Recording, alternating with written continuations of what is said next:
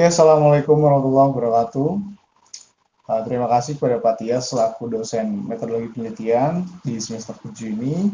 Dan di sini saya akan mempresentasikan hasil dari rencana penelitian yang akan saya kaji di semester 8, khususnya untuk tugas akhir, yaitu mengenai performance improvement strategy in supply chain management, atau strategi peningkatan kinerja di bidang supply chain.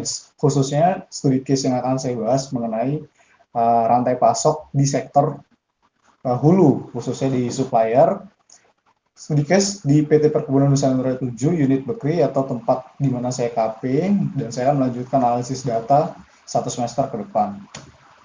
Kemudian topik pembahasan bisa kita lihat ada 10 topik yang mencakup dari syarat metodologi penelitian, yaitu mengenai latar belakang, kepentingan penelitian seperti apa, kemudian rumusan masalah dalam penelitian ini seperti apa, kemudian tujuan dan manfaat penelitian yang saya kaji itu seperti apa, kemudian ruang lingkupnya, dan alur proses atau kerangka model penelitiannya, dan data atau indikator yang saya gunakan, kemudian metode pengumpulan datanya menggunakan metode seperti apa, dan metode pengukuran atau analisis data yang saya gunakan juga akan saya jelaskan, dan metode interpretasi hasil. Kemudian kita bisa melihat dari latar belakang mengenai data luasan perkebunan Indonesia, khususnya pada tahun 2019, di mana keseluruhan luasan perkebunan Indonesia itu mencapai 16,38 juta hektar. Persentase perkebunan Lampung itu hanya memiliki 1,64% atau sekitar 268.000 hektar. Persentase itu sangat kecil ketika kita bandingkan dengan tiga provinsi utama, yaitu yang memiliki luasan terluas. Yang pertama kita tahu sektor kelapa sawit itu ada di Riau dengan 3,38 juta hektar, Sumatera Utara 2,07 juta hektar, dan Kalimantan Barat 1,8 juta hektar. Dan di sini kita bisa melihat proyeksi perkebunan kelapa sawit di Indonesia, khususnya dipegang oleh holding perkebunan BUMN, itu sekitar 5% persentasenya.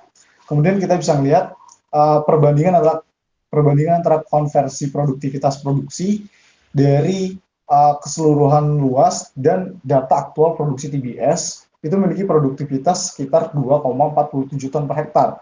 Data ini dari mana? Kita bisa melihat rumusan dasar dari produktivitas adalah output dibagi input. Kita bisa lihat outputnya dari produksi TBS 40,56 juta ton, dan luas areal yang kita punya yaitu 16,38 juta hektar. Nah, kemudian kepentingan dan urgensi penelitian di sini saya sebenarnya melanjutkan topik permasalahan yang ada di kerja praktik, yaitu mengenai idle time atau waktu tunggu mengenai capaian target produksi yang belum tercapai, khususnya di bulan 6 dan bulan 5 terakhir.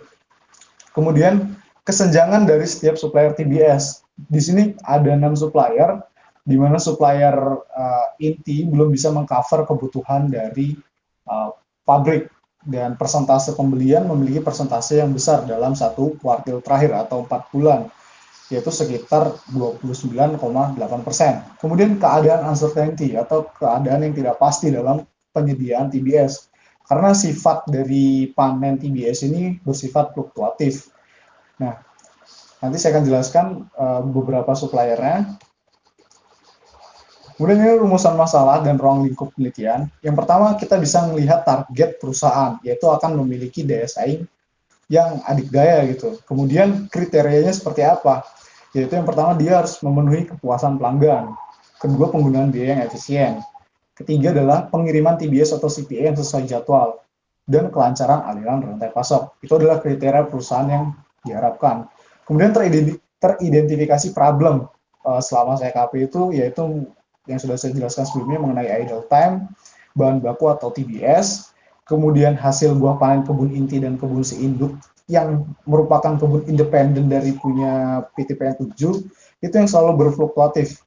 Karena sawit itu sistem panennya mengikuti keadaan produksi tanaman yang sifatnya itu panen buah musiman. Nah, kemudian menyebabkan ketidakpastian pasokan TBS yang diterima oleh PPKS atau Pabrik Pengolahan Kelapa Sawit Unit Bekri. Dan di sini dia mengadakan mitra kepada pihak petani untuk melakukan pembelian. Nah, dari tiga permasalahan ini menyebabkan jadwal produksi yang berantakan. Nah, jadwal produksi yang berantakan ini akan mengakibatkan beberapa permasalahan, khususnya di bidang waktu tunggu, kemudian biaya produksi yang meningkat, dan efisiensi mesin yang tidak terpakai atau utilitasnya. Kemudian di sini saya mengkaji yaitu tentang lingkup pembahasan mengenai aliran rantai pasok dan kinerja dari setiap supplier TBS perusahaan agar bisa mengcover kebutuhan capaian target produksi. Selanjutnya yaitu indikator kesenjangan supplier. Nah, di sini kita bisa lihat khususnya persentase dari bulan Maret sampai Juni, persentase kesenjangan ini kita bisa lihat dari 5 supplier utama. Awalnya ada 6 di sini ya, bagian sini ada 6 supplier sebenarnya. Nah, supplier pembelian itu memiliki persentase sekitar 28,8%. Itu memiliki persentase yang paling besar selama 4 bulan terakhir, di mana perkebunan Bekri sendiri itu memiliki persentase 23,8% dan perkebunan Rejosari 21,1% dan perkebunan Padang Ratu 20,1%. Tiga perkebunan ini adalah perkebunan independen dari milik perusahaan. Dan di sini kita juga dapat bantuan supplier dari PT Perkebunan Nusantara 8, itu persentasenya 6%. Nah, di sini capaian target kita bisa lihat bahwa dari sektor kuantitas itu kita mengalami penurunan, khususnya di bulan Mei ke Juni itu memiliki penurunan 11,1% atau 1,62 ribu ton. Kemudian Juni juga memiliki hari olah yang sedikit, yaitu sekitar 25 hari olah. Nah, ini adalah data yang menunjukkan selama satu kuartil terdapat kesenjangan kuantitas supply TBS. Kemudian tujuan dan manfaat. Tujuan yang akan saya harapkan yaitu pertama mengidentifikasi aliran rantai pasok, khususnya aliran barang, informasi dan uang secara konseptual. Kemudian saya akan menganalisis kinerja dari setiap supplier perusahaan dari perspektif kuantitas, yaitu banyaknya TBS yang dipasok, dan kualitas rendemen atau hasil minyak yang dihasilkan dari TBS, dan kadar asam lemak bebas sebagai indikator kualitas dari TBS, dan perbaikan terkait analisis supply chain management di sektor value chain. Nah, alur proses dan kerangka model penelitian kita bisa lihat. Di sini saya akan melakukan penelitian dan pengenalan profil perusahaan kembali. Dan di sini saya akan melihat studi literatur dan studi lapangan dan akan mengcompare keduanya untuk penentuan metode dan teknik pengumpulan data yang akan saya gunakan, menyesuaikan keadaan perusahaan.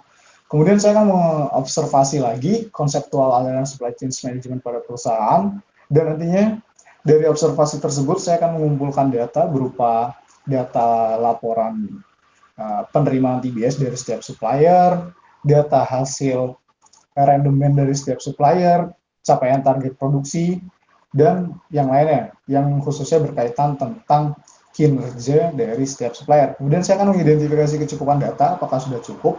Jika sudah cukup, saya akan melakukan analisis terkait kesenjangan tersebut di sektor kuantitas dan kualitas, dan kemudian akan melakukan perencanaan alternatif solusi. Di sini perencanaan alternatif solusi bisa kita bandingkan dengan strategic plan yang diterapkan oleh perusahaan sektor swasta yang masih bergerak di holding perkebunan, dan alternatif solusi yang lainnya yang khususnya yang relevan ataupun dengan metode FGD dengan para pihak stakeholder untuk bekerja sama dalam hal pemenuhan TBS. Kemudian setelah perencanaan alternatif solusi ini sudah terbentuk, nantinya kita akan membuat simulasi action plan atau perencanaan eksekusi rencana, dan nantinya ketika rencana tersebut kita akan simulasikan dalam 1 hingga 2 bulan atau 3 bulan, dan simulasi itu nanti kita akan evaluasi action plan yang sudah kita terapkan, bagaimana kinerjanya, apa perbedaan dari action plan yang sudah kita rancang dan dari keadaan sebelumnya atau existing. Kemudian jika masih belum berhasil, nanti kita akan analisis data kembali. Jika sudah berhasil, sudah menunjukkan nilai produktivitas, maka selesai. Kemudian metode pengumpulan data sederhana, yaitu melalui studi literatur, yaitu mengenai sumber referensi yang memiliki relevansi terkait topik, kemudian jurnal, annual report perusahaan, ataupun laporan-laporan penelitian sebelumnya.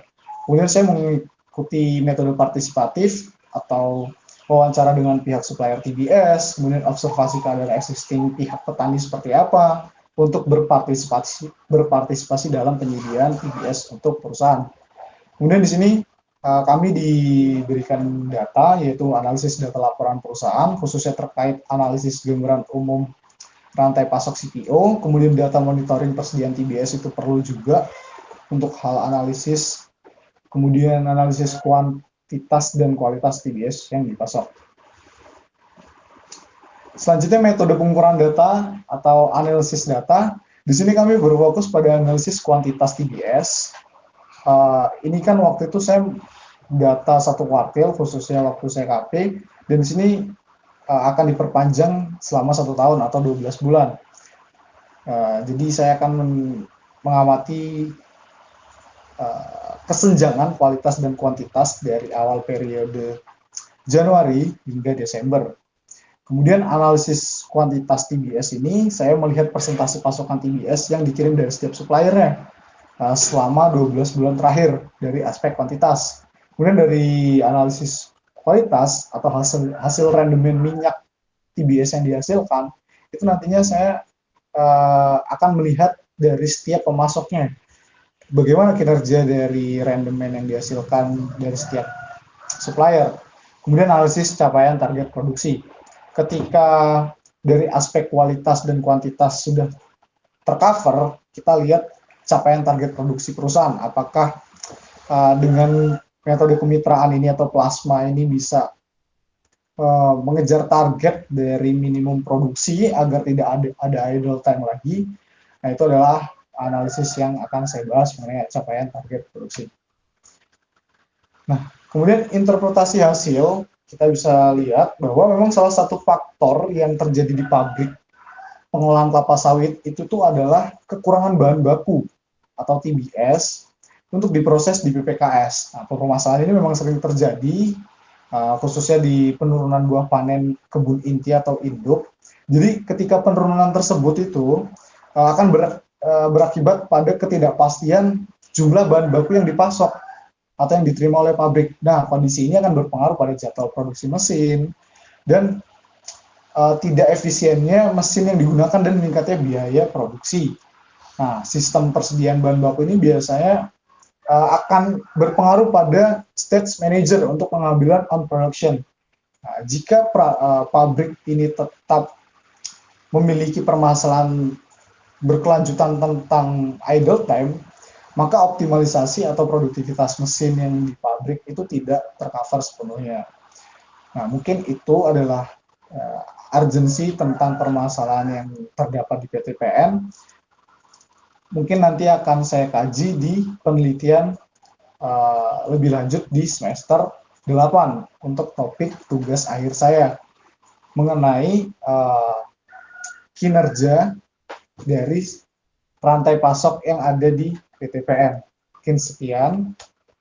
Terima kasih. Wassalamualaikum warahmatullahi wabarakatuh.